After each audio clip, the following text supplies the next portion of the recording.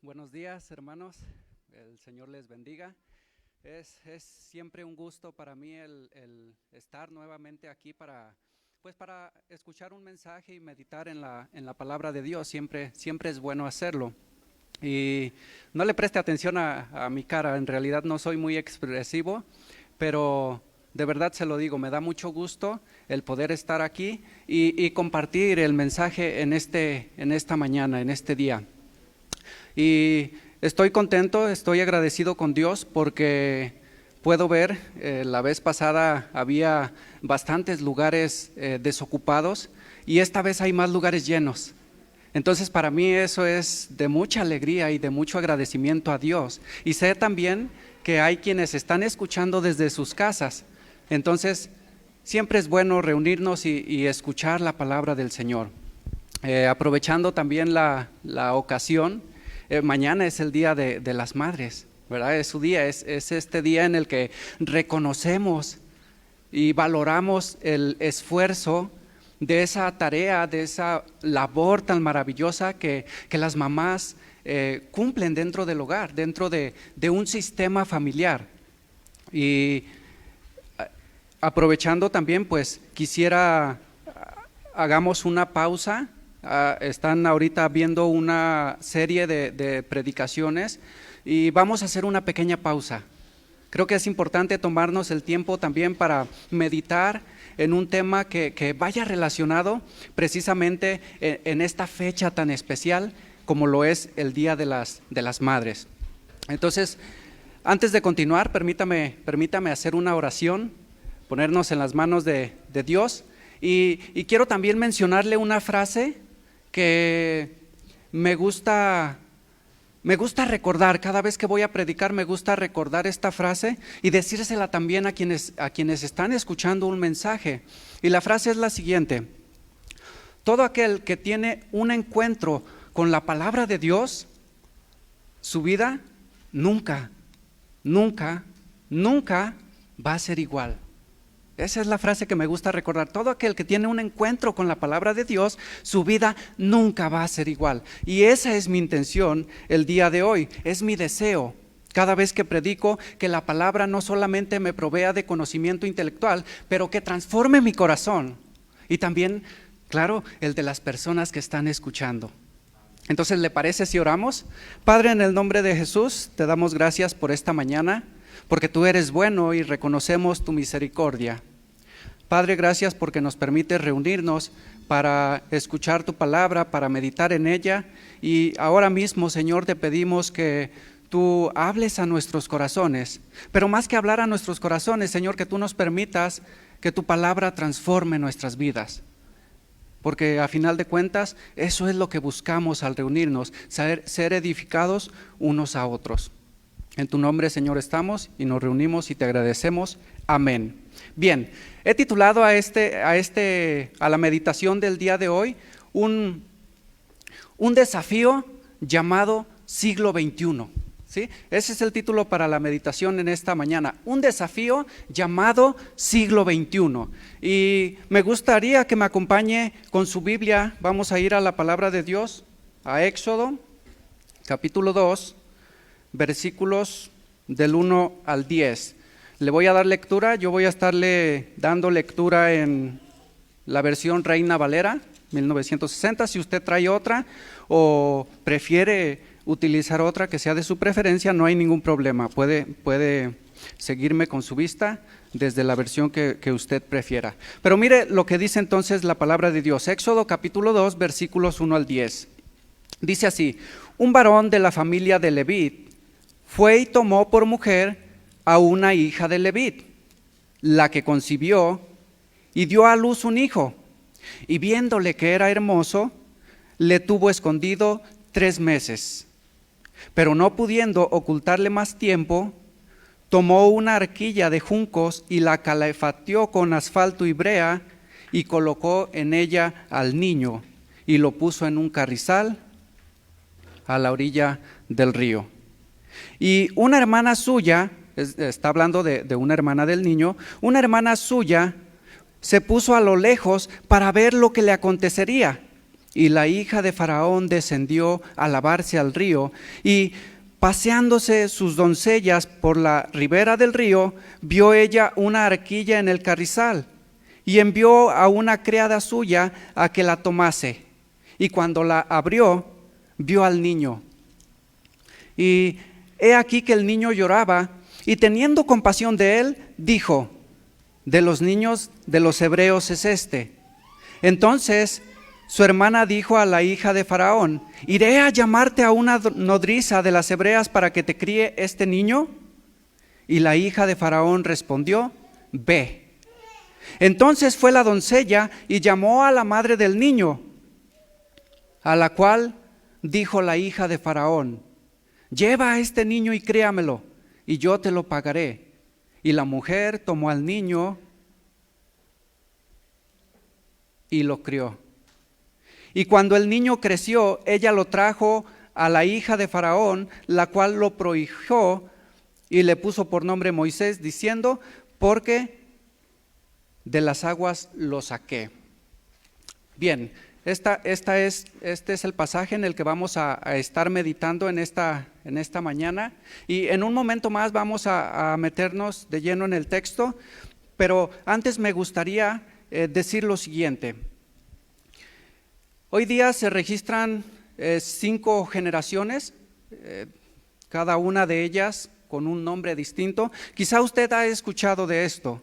Quizá usted ha escuchado del nombre que se le ha dado a cada una de estas generaciones. Aquí mismo habemos de distintas generaciones. Por ejemplo, están la generación silenciosa. Yo no les puse los nombres, pero así se les denomina, la generación silenciosa, que es arriba de 75 años. Está la generación, los baby boomers, de los 56 a los 74 años. Está también la generación X. Estos son de los 40 a los 55 años. Los millennials, estos son de los 24 a los 39 años.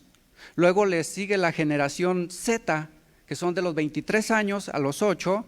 Y finalmente la generación Alfa, que son los menores a 8 años.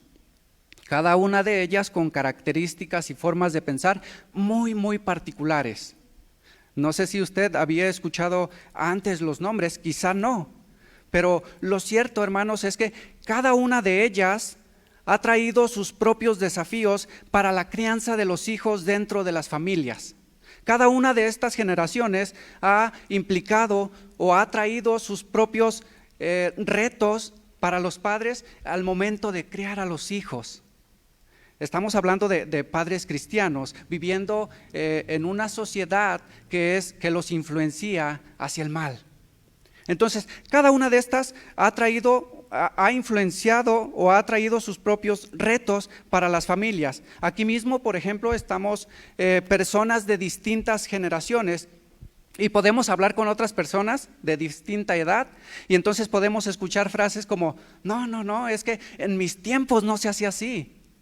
No, es que esto no había en mis tiempos, ni impensable, y cosas por el estilo. Pero la realidad es que cada generación ha traído sus propios desafíos. Eso es lo que quiero resaltar. Y este tiempo que estamos viviendo en siglo XXI no es la excepción. ¿Sabe por qué? Porque estamos viviendo la era de la digitalización en siglo XXI. Y esta era nos ha traído nuevos desafíos para la crianza de los hijos. Esta serie que está dando el pastor Jorge está muy interesante, y ha estado abordando temas como toda esta cuestión de la tecnología, de la globalización, de las redes sociales, y por supuesto el fácil acceso que tenemos, me incluyo, que tenemos para toda clase de información, que es parte, por supuesto, de los nuevos desafíos a los que nos estamos enfrentando en la crianza de los hijos. Y entonces hacemos bien en preguntarnos: ¿qué podemos hacer para lograr el bienestar de nuestros hijos viviendo en una sociedad que no nos favorece?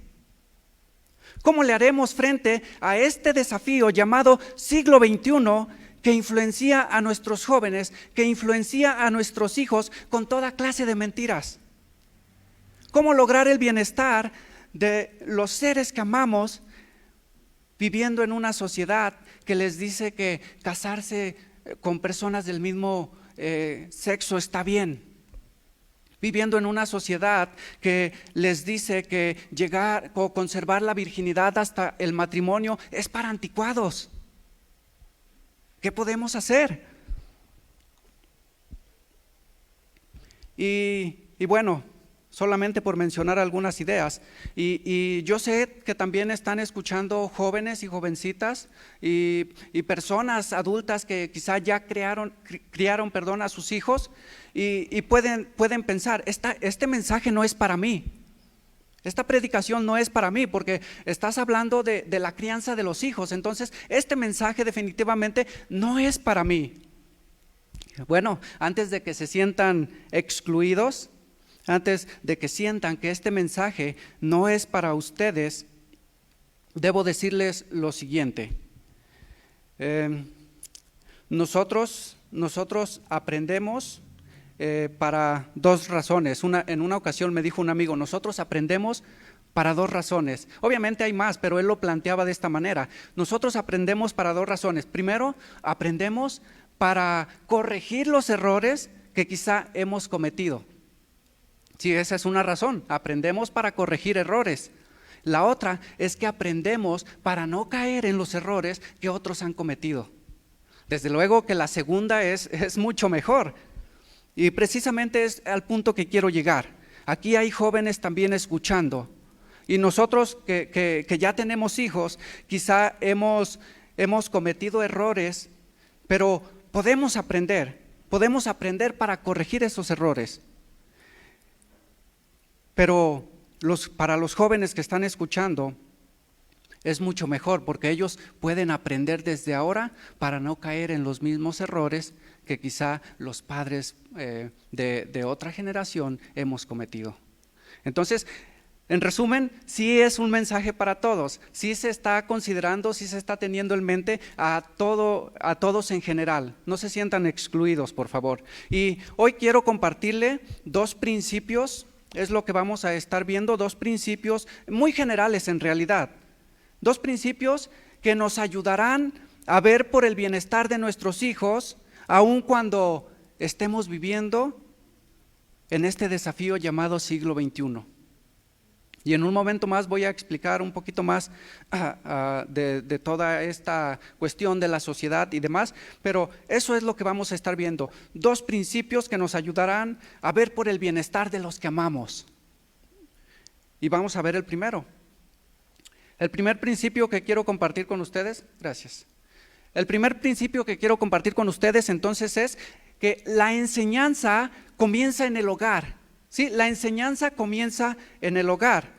Quiero nuevamente leerle los versículos 8 y 9 de Éxodo capítulo 2. Mire lo que dice. Éxodo capítulo 2, versículos 8 y 9. Y la hija de Faraón respondió, ve. Entonces fue la doncella y llamó a la madre del niño, a la cual dijo la hija de Faraón, lleva a este niño y críamelo, y yo te lo pagaré. Y la mujer, quiero resaltar esto, y la mujer tomó al niño y lo crió. ¿Sí? Entonces, la enseñanza comienza en el hogar. Únicamente hemos leído dos versículos, pero resulta interesante leer toda esta historia. Pareciera la trama de una película y quiero ponerles en contexto un poco. Para este tiempo, José, el soñador, el que fue vendido por sus hermanos, ya había muerto. Y en Egipto se había levantado un nuevo rey que desconoció a los hebreos y les tomó como esclavos. Entonces, ahora, los hebreos se estaban multiplicando y cada vez se hacían más y más numerosos. Entonces, el rey, temiendo que al venirse una guerra, el pueblo hebreo, que ya era muy numeroso, se les uniera y los vencieran, manda un decreto: darle muerte a todo hijo varón de los hebreos. Entonces, usted conoce la historia seguramente. Jocabed la madre de Moisés desarrolla todo un plan confiando en la providencia del Señor para preservar la vida de su hijo. Y es bajo este contexto, bajo toda esta situación, que nace Moisés. Había un decreto que reclamaba su vida, pero Jocabed, su madre, ella desarrolla todo un plan confiando en la providencia del Señor para preservar la vida de su hijo. Ahora, cuando ya no pudo esconder a su hijo, dice la palabra, ella hizo entonces una arquilla de juncos y lo puso en el río, quizá esperando que fuera rescatado por la hija de Faraón. Esto no fue solamente que ella lo dejó en el río a su suerte a ver qué iba a pasar con el niño. No, hay un plan detrás. Pero no quiero ahondar en esto podríamos hablarlo en otra ocasión. Pero ella está esperando que la hija de Faraón lo recoja y le preserve la vida. Y así pasa precisamente. Lo que pasa es que la hija de Faraón, al ver al niño, se compadece y entonces manda llamar a una de las hebreas, a una nodriza, que por cierto es la madre del niño, para que lo críe. De esta manera Jocabed puede tener a su hijo con ella más tiempo, de menos los primeros años de vida de Moisés. Ahora, es difícil saber el tiempo que Moisés estuvo con su mamá. La Biblia no lo menciona, no nos da este dato que quizá nos gustaría saber. El historiador Josefo, él pensaba que el niño estuvo con su madre 13 años aproximadamente. Hay quienes dicen que estuvo menor tiempo. En realidad no lo sabemos. La Biblia no menciona este dato, pero tuvo que estar el tiempo necesario para aprender quizás sus raíces hebreas, su cultura, y para conocer, aunque sea de oídas, al Dios de los hebreos. Estuvo con su madre. ¿Qué le enseñó? ¿Cómo lo crió? Y a lo que quiero llegar es esto, hermanos. Enseguida Moisés es entregado para quedarse en el palacio de los egipcios. ¿Sí? Lo trae su madre y permanece en Egipto, en el palacio, hasta los 40 años. Este dato nos lo da Lucas en Hechos 7:23. Pero durante este tiempo que Moisés llega al palacio, tuvo acceso, por supuesto, a las mejores universidades, tuvo acceso a la mejor educación de su época. Al pertenecer a la realeza, su educación, dicen los historiadores, incluía cosas como medicina, incluía aprendizajes en la sabiduría egipcia, incluía también asuntos legales del país, geografía y ciencia militar. Y uno podría pensar, eso está fabuloso, eso está excelente, la mejor educación de su época. Pero, y es cierto, está muy bien, pero también incluía la formación en las creencias religiosas de los egipcios, también incluía la participación en las ceremonias y rituales, incluía el aprendizaje en los tantos de los tantos dioses que adoraban en Egipto, y bueno, es probable que también se le enseñara a ver como esclavos y a tratar como esclavos a sus hermanos hebreos. Finalmente él pertenecía a la realeza. Entonces, Moisés estuvo directamente expuesto a enseñanzas que quizá chocaban con las enseñanzas que recibió en casa. Estuvo directamente expuesto a una cultura distinta de la que aprendió en su niñez. Jocabed, su madre, ya no estaba con él, ya lo había entregado. Ella lo había criado los primeros años, pero ya no estaba con él. Ahora lo había dejado en el palacio de los egipcios, pero esto es muy importante. Sus enseñanzas de madre influenciaron tanto en la vida de Moisés que al crecer, según registra Hebreos capítulo 11, donde aparece toda esta lista de los héroes de la fe, registra que Moisés rehusó llamarse hijo de la hija de Faraón y prefirió ser maltratado con el pueblo de Dios. Estuvo los primeros años solamente con Jocabed, su madre, y luego tuvo toda una vida en el palacio aprendiendo otra clase de cosas. Pero eso fue suficiente para que él, al crecer, decidiera consolidarse, unirse a sus hermanos. Y aquí quiero tomar el siguiente principio, la siguiente enseñanza. Hoy día, hermanos, nuestros hijos, nuestros jóvenes, están expuestos a toda clase de información. Según estudios, la principal fuente de consulta en los adolescentes y jóvenes es el Internet. Y yo diría también en los adultos. Ahorita la principal fuente de donde tomamos información, de donde buscamos obtener respuestas, es el Internet.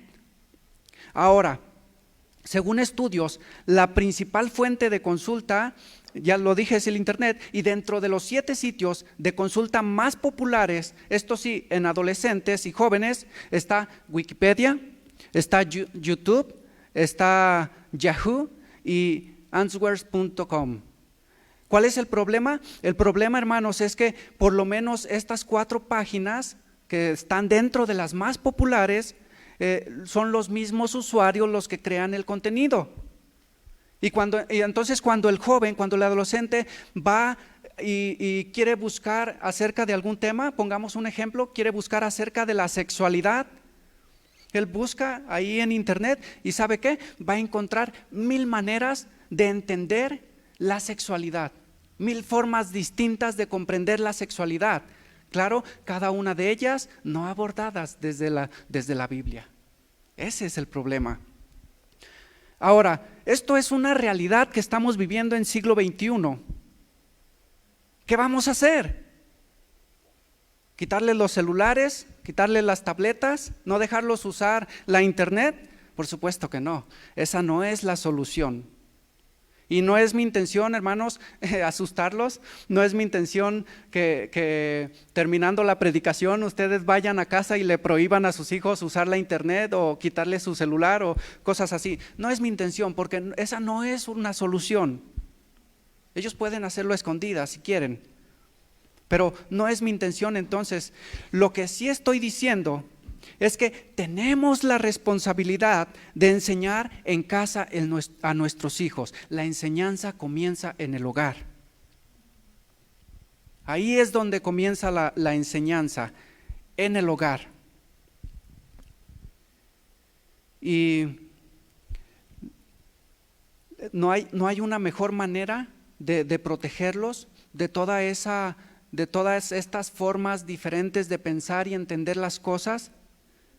No hay una mejor manera de protegerlos que enseñándoles en casa, que estar con ellos y enseñarles, claro, desde una perspectiva bíblica. ¿Por qué? Porque esto va a crear convicciones en ellos para que cuando se encuentren con este tipo de situaciones, ellos puedan rechazar todas aquellas mentiras que ofrece la sociedad. Y aquí quiero decir lo siguiente, hermanos. La responsabilidad de instruir, de formar, de educar a nuestros hijos es nuestra, es suya y mía, de todos aquellos que tenemos hijos. No es de las instituciones. Por favor, no piense que la responsabilidad de ver por el crecimiento espiritual o por el crecimiento moral de sus hijos es de las instituciones. No le pertenece ni a la iglesia ni a las universidades. A veces pensamos así. Y entonces mandamos a nuestros hijos a rayitos de sol, a embajadores, a señoritas, a adolescentes, jóvenes. Bueno, no sé cuántas más haya, no estuve en ninguna de estas. Yo ya conocí del Señor más grande, pero esperamos con esto que ellos pues lleven una vida de devoción a Dios. Y ahora, espero no se malentienda, no estoy diciendo que esto esté mal. No estoy diciendo que la formación espiritual y moral no le compete a la iglesia. Por supuesto, la iglesia como cuerpo estamos para edificarnos unos a otros, para enseñarnos y ayudarnos a crecer. Pero finalmente lo que sí estoy diciendo es que la responsabilidad de ver por el crecimiento en todos los aspectos de nuestros hijos es nuestra. Y podemos decir lo mismo entonces de las instituciones educativas, de las escuelas, universidades, prepas, no sé. Estas les enseñan cosas muy buenas y necesarias a nuestros hijos. Por supuesto que sí, no está mal. Pero dentro de todo lo bueno que les enseñan, también van a aprender acerca del evolucionismo, por ejemplo, también van a aprender acerca del Big Bang. Y bueno, recientemente la cosa creo se pone peor, porque no sé si conocía este dato, pero en 2019, hace 3 años, la Secretaría de Educación Pública lanzó 17 libros. Bueno, lanzó más, pero 17 libros que comprenden a biología solamente de primer grado de secundaria, ¿sí? Ahora, de estos 17 libros, la propuesta de la Secretaría es que el maestro debe seleccionar un autor para su clase. Y 6 de estos libros ya incluyen temas como la diversidad sexual, temas como la homofobia, la transexualidad, la masturbación, la autoexploración y el embarazo adolescente. ¿Qué podemos hacer? No podemos evitar que todas estas cosas lleguen a oídos de nuestros hijos. De alguna u otra manera son enseñados. Y si nosotros, hermanos, no cumplimos con nuestra responsabilidad educativa y formativa en los hijos dentro del hogar, dentro del sistema familiar, dentro del núcleo de la familia, si nosotros no les enseñamos, téngalo por seguro que alguien más lo va a hacer. Ellos van a aprender de alguna u otra manera. Si nosotros no cumplimos con nuestra labor como padres de educar, de enseñar a nuestros hijos acerca de los distintos temas, alguien más lo va a hacer, alguien más se los va a educar. Y quizá no va a ser desde una perspectiva sana, no va a ser, por supuesto, desde una perspectiva bíblica. No hay una mejor manera de hacerle frente a toda esta situación. Si nuestros hijos son enseñados en el hogar desde una perspectiva sana, ellos entonces formarán convicciones que les permitirán rechazar toda clase de ideas equivocadas. Toda clase de ideas que enseña hoy en día la sociedad. Tenemos un gran desafío, hermanos. Tenemos un gran desafío. Enseñemos a nuestros hijos en casa. Es nuestra responsabilidad y nos evitaremos muchas tristezas, muchos problemas. Quiero compartirle un segundo principio, y es que en este segundo principio es: como padres, guíelos a cumplir el propósito de Dios, ¿sí? Guía a sus hijos a cumplir el propósito de Dios. Quiero que vayamos nuevamente al texto. Vamos a leer los 2 últimos versículos. Éxodo capítulo 2, versículos 9 y 10. Mire lo que dice. A la cual dijo la hija de Faraón: llévate a este niño y críamelo, y yo te lo pagaré. Eso ya lo habíamos leído. Y la mujer tomó al niño y lo crió. Versículo 10. Y cuando el niño creció, ella lo trajo a la hija de Faraón, la cual lo prohijó y le puso por nombre Moisés, diciendo: porque de las aguas lo saqué. El texto que leímos se limita a mencionar que cuando el niño creció, la madre Jocabed lo entregó a la hija de Faraón. No nos dice más, simplemente dice que se lo llevó, lo crió, y cuando hubo crecido lo trajo a la hija de Faraón. Pero quiero que pensemos un momento en esto, porque seguramente aquí da la impresión de que fue algo tan fácil para Jocabed, de que fue algo tan sencillo criar a su propio hijo y luego llevarlo al palacio y dejarlo ahí. En realidad no creo que haya sido tan sencillo para ella. Yo me pregunto, ¿en realidad fue tan fácil entregar a su hijo en el tiempo que habían acordado? ¿Cuánto no amaba Jocabed a su hijo? Y creo que podemos darnos cuenta, podemos darnos una idea de cuánto amaba esta mujer a su hijo. Por ejemplo, imagínense nada más, por amor a su hijo, Jocabed se atrevió a desobedecer una orden del rey al decidir esconder a Moisés. La orden era: déjenlos en el río, échenlos al río. Ella se atrevió a esconderlo. Las consecuencias, quizás si la hayan descubierto, era la vida de su hijo y quizá también la suya. Pero eso no le importó. Por amor a su hijo, decidió también renunciar a sus derechos de madre, y creo que esto es lo peor. Decidió renunciar a sus derechos de madre y ser vista como una extraña por su propio hijo, con tal de verle crecer, con tal de verle bien. Muy parecido esto, o me recuerda a la historia que aparece en Primera de Reyes 3, ¿no? Seguramente ha escuchado o ha leído esta historia cuando van dos mujeres con el rey Salomón. Y entonces una quiere partir al hijo y la otra, la que sí es la madre del hijo, le dice: no, mejor dénselo a ella. El amor de madre, ¿no? Que prefiere mejor ver a su hijo crecer con una extraña, pero verle bien, verle vivo, que a verle morir. Entonces, mostrando el amor fraternal. Bueno, pues Jocabed amaba tanto a su hijo como para dejarlo vivir con una extraña que le enseñaría muy a su manera. Realmente desconozco cómo se sentía Jocabed al saber que alguien más estaría con su hijo y además que sería esa persona la que le enseñaría, pero muy a su manera. Y aquí los papás quizá no tenemos mucha idea de esto, de cómo se siente. Quizá las mamás pueden tener más claro esta situación. Ellas siempre muestran más ese amor maternal. Y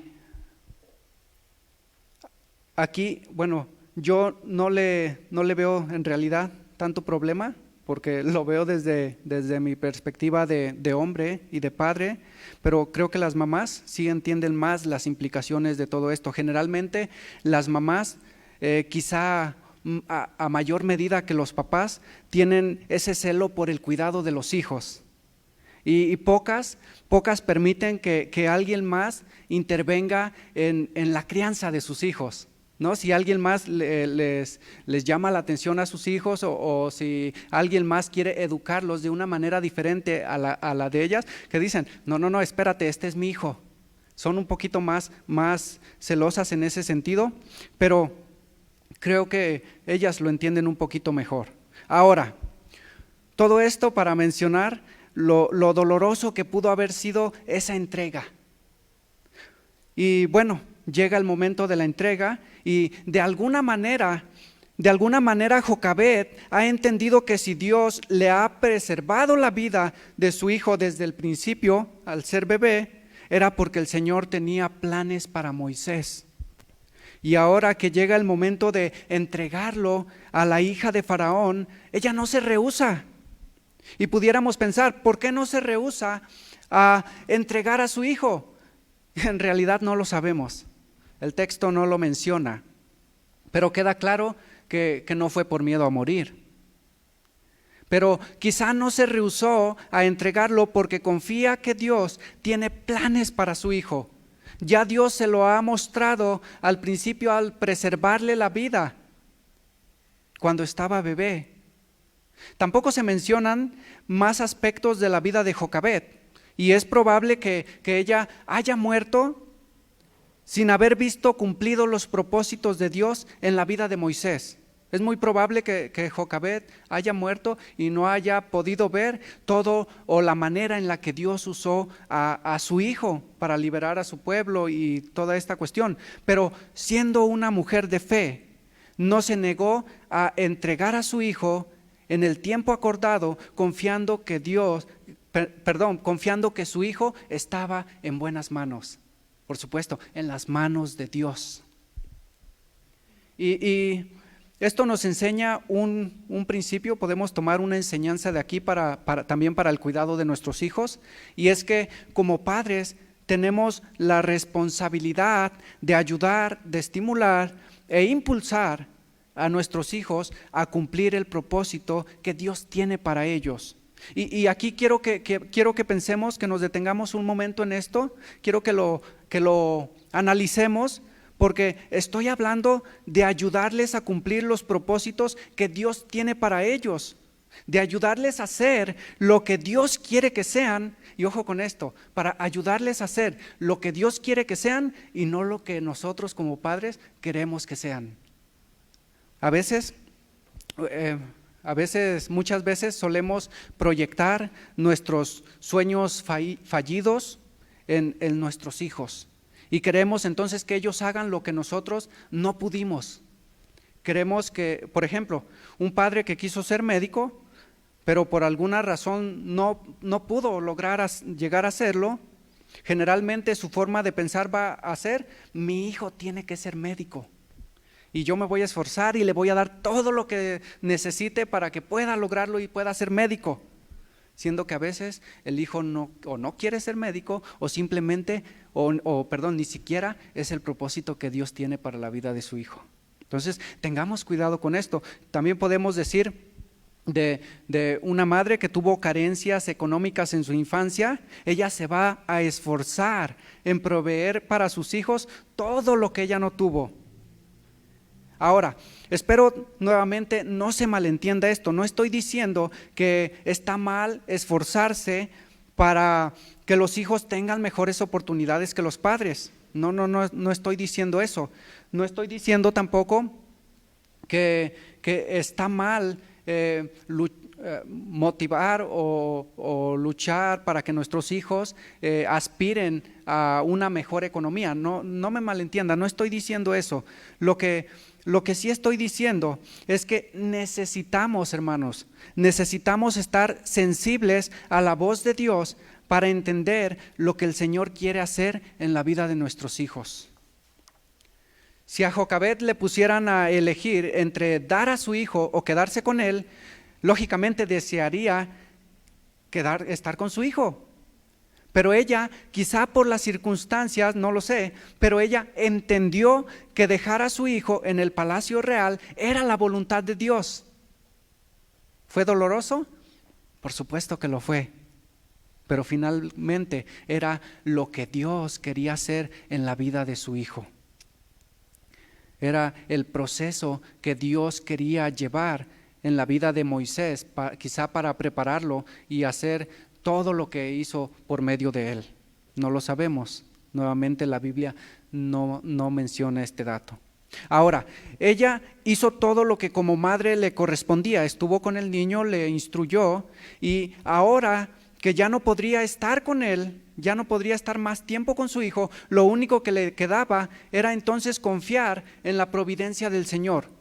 Confiar que Dios cumpliría sus propósitos en la vida de Moisés. Y de aquí podemos aprender también lo siguiente: nuestra responsabilidad como padres, lo dijimos en un principio, es instruir a nuestros hijos, es enseñarles en el hogar, estar con ellos, acompañarles, enseñarles, y bueno, esto sí aumenta en un sentido las probabilidades de que ellos puedan caminar y cumplir el propósito que Dios tiene para sus vidas, pero debe estar consciente también, hermanos, que no es una garantía. No es una garantía, porque finalmente la decisión es individual. Nosotros no podemos tomar las decisiones por nuestros hijos, no podemos obligarles en estas cuestiones. Pero, y bueno, pasa, ¿no? En muchas familias puede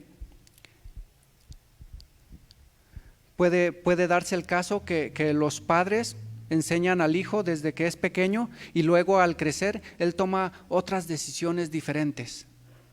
Aun cuando se le enseñó desde pequeño, aun cuando estuvo con él al pendiente, puede darse el caso y se ha dado de que al crecer toman un camino diferente. Entonces, lo que nos resta hacer ahí, hermanos, es confiar en lo que el Señor puede o el propósito que Dios tiene para la vida de nuestros hijos.